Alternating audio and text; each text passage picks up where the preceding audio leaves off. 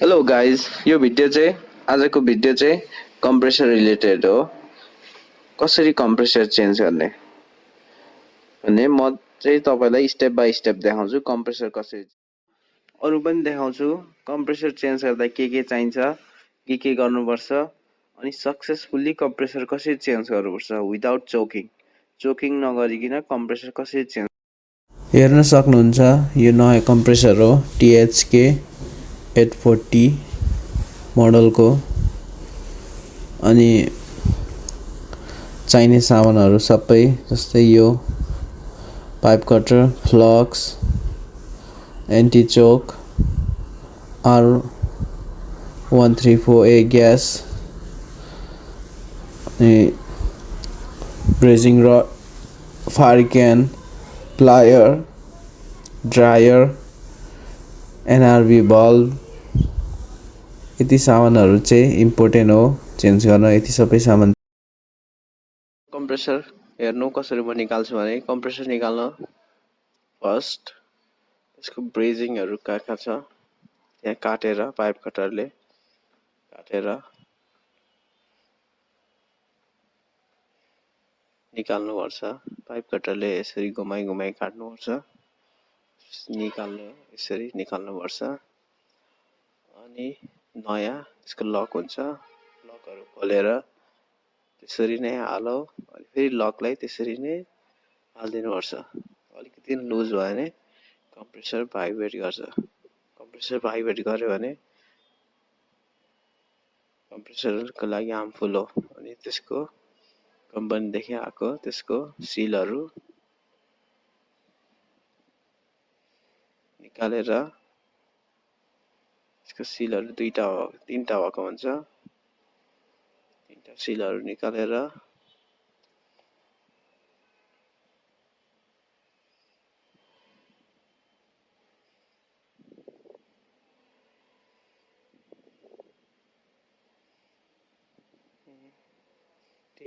निकालेर त्यसपछि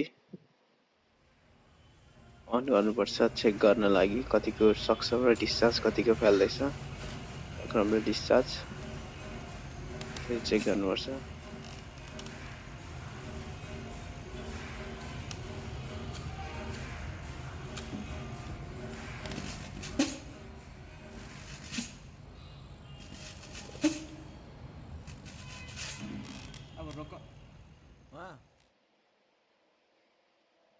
अनि फेरि त्यसलाई जतादेखि सिलहरू निकालेको थियो त्यहाँदेखि सक्सन लाइन र डिस्चार्ज लाइन जोड्नुपर्छ। यो चाहिँ अहिले हामी ब्रेजिङ गर्दैछौँ। अब त्यो डिस्चार्ज लाइनमा हामी के गर्नुपर्छ भने जोडेर पाइपलाई जोडेर फ्लसिङ गर्नुपर्छ।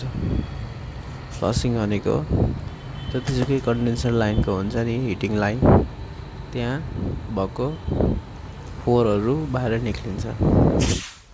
अनि त्यसलाई बाहिर निकालेन भने फिल्टर ब्लक गर्छ।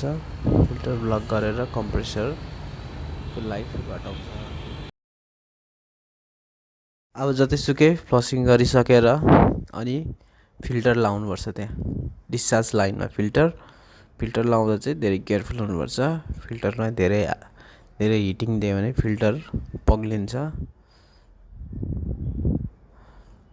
अनि पग्ल्यो भने राम्ररी ब्रेजिङ हुँदैन, ब्रेजिङ गर्न गाह्रो हुन्छ। त्यही लागि ब्रेजिङ गर्नेभन्दा अगाडि त्यहाँ कन्डेन्सर लाइनको टुप्पामा अलिकति फ्लायरले रब गर्नुपर्छ। रब गरेर त्यसको प्लास्टिकले कोटिङ गरेको हुन्छ, कलरले त्यो सबै जान्छ। अनि मात्रै मजाले ब्रेजिङ हुन्छ। त्यो जोडेर स्वागा फ्लक्स लाउनुपर्छ। फ्लक्स जब कपर र फलामको ब्रेजिङ गर्न लागि स्वागा लाउनुपर्छ, नभए ब्रेजिङ हुँदैन।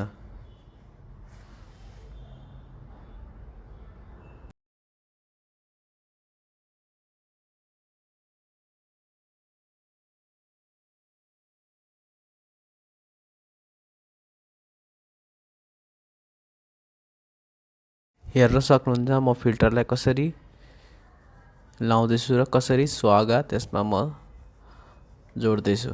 जो सुहागा दल्दैछु। सुहागा चाहिँ मजाले दल्नुपर्छ। जब हिटिङ गर्दा चाहिँ मजाले एकैचोटि हुने गरी।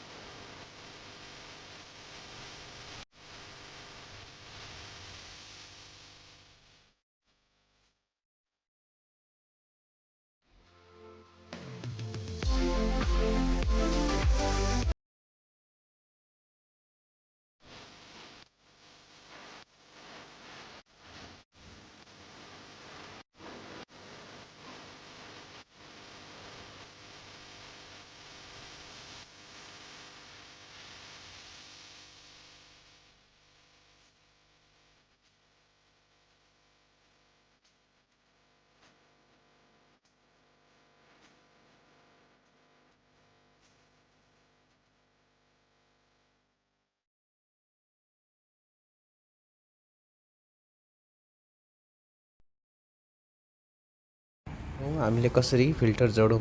फिल्टर जोडिसक्यो भने हाम्रो अर्को टास्क हुन्छ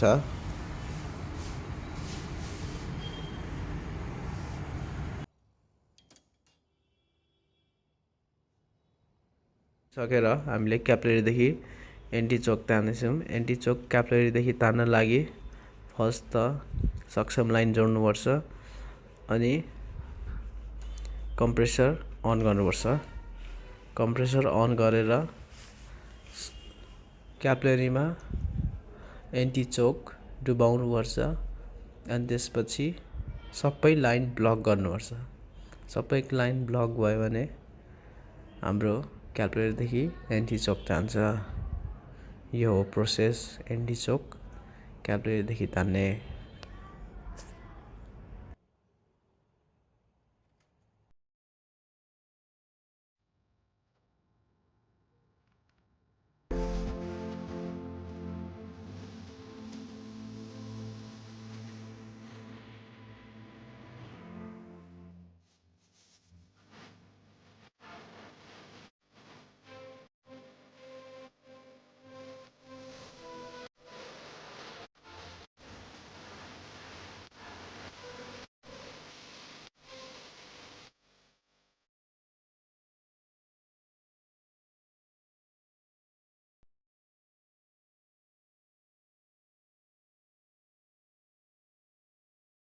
अब क्याप्लेरीदेखि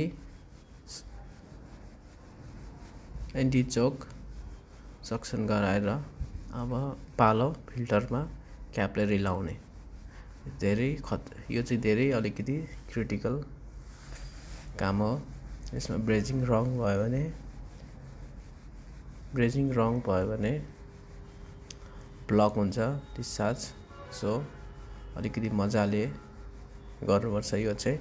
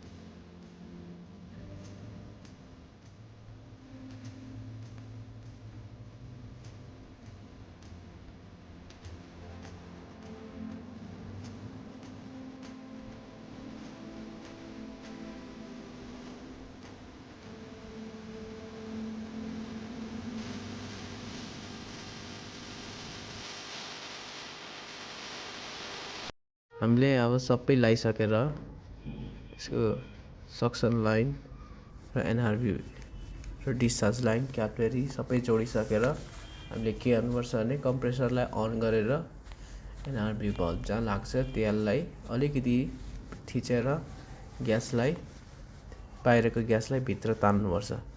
अनि भित्र जब तानिन्छ भने सर्कुलेट हुन्छ। अनि सर्कुलेट भयो भने त्यो सर्कुलेट हुन्छ।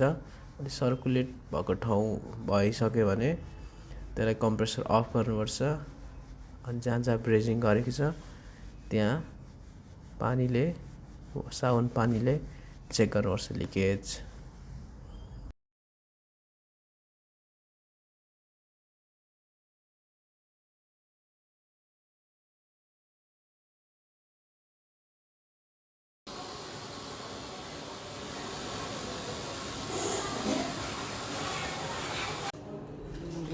सबै ठाउँ लिकेज चेक गरेर अनि हुन्छ ग्यास हाल्नुपर्छ। ग्यास हाल्न चाहिँ कम्प्रेसरमा हेर्नुपर्छ कुन खाली ग्यास लाग्छ। धेरै जस्तै कम्प्रेसरमा X134A को ग्यास लागेको हुन्छ 134। सो ग्यास हाल्दा चाहिँ अलिकति केयरफुल हुनुपर्छ। उँधो ग्यास हाल्यो भने कम्प्रेसरलाई असर पर्छ। अनि ग्यासको त्यो अगाडि लेखेको हुन्छ कुन ग्यास। अनि ग्यास हालेर अनि चिसो हुन थाल्छ।